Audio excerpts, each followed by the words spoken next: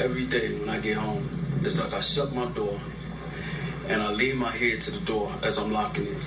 And I'm thanking God that I just made it through the day.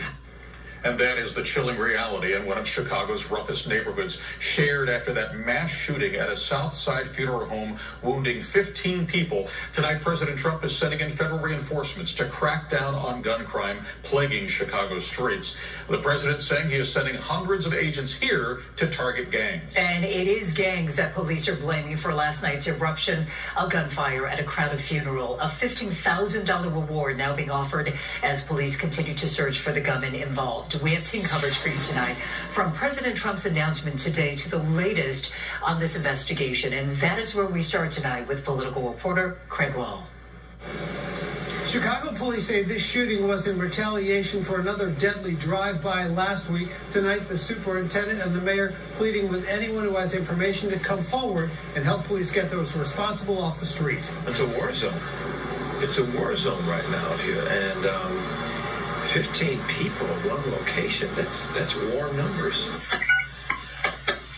That war zone just blocks from St. Sabina Church. We got multiple shooters running eastbound from 79th and 77th and Carpenter, so we got multiple people shot. We got the ambulance rolling. Last night, 15 people wounded in a drive-by shooting as they stood outside a funeral home in the Auburn Gresham neighborhood. What makes this incident especially heinous is that those shooters took advantage of families and friends who were gathered to mourn the death of a young man who himself had lost his life just the week before. Police saying that previous drive-by shooting in Englewood prompting the revenge shooting by rival gang members last night. There is no comfort in revenge.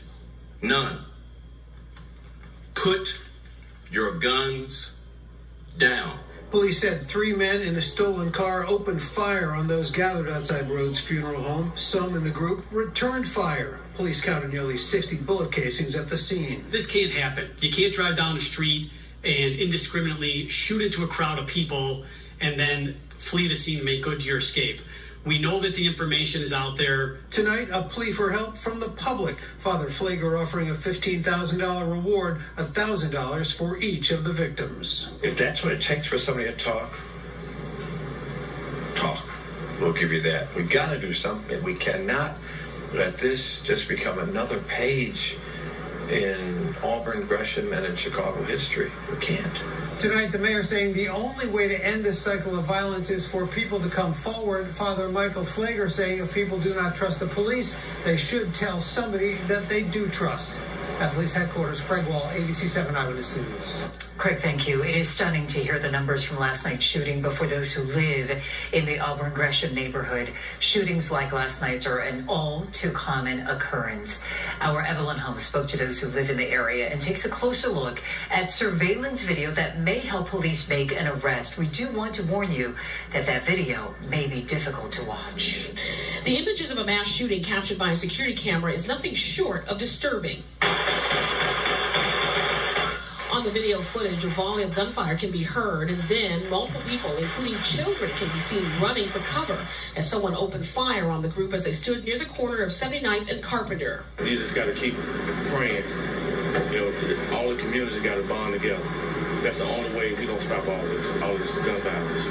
Frightened Auburn Gresham neighborhood residents like Sheila Harris and her 5-year-old son were inside their apartment when they heard the shots and immediately dropped to the floor for cover. It was like so terrified that I had called my husband like, hey, they shooting. I had to tell my son, stay down, don't move. The gunfire erupted around 6:30 last night as friends and family attended a viewing to pay respects to 31-year-old Donnie Weathersby, who had been killed in a gang-related slaying last week in the city's Englewood neighborhood. When the shooting stopped, 15 people, including the twin sister of the man the service was for, was wounded. During the minutes-long siege on Tuesday night, people at the viewing can be also heard shooting back at the gunman.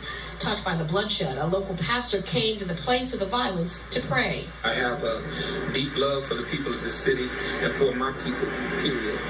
And so I believe this is a time for prayer.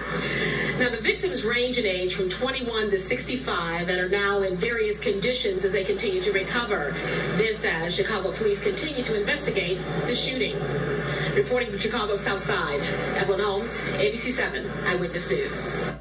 And Ellen, just a few miles away from the shooting at the funeral home, a 3-year-old girl was shot in the head, riding in a car with her mother and father. Police are saying that 2 people shot in that family's direction. It is not clear who they were aiming for. At last check, that girl is in serious condition. And our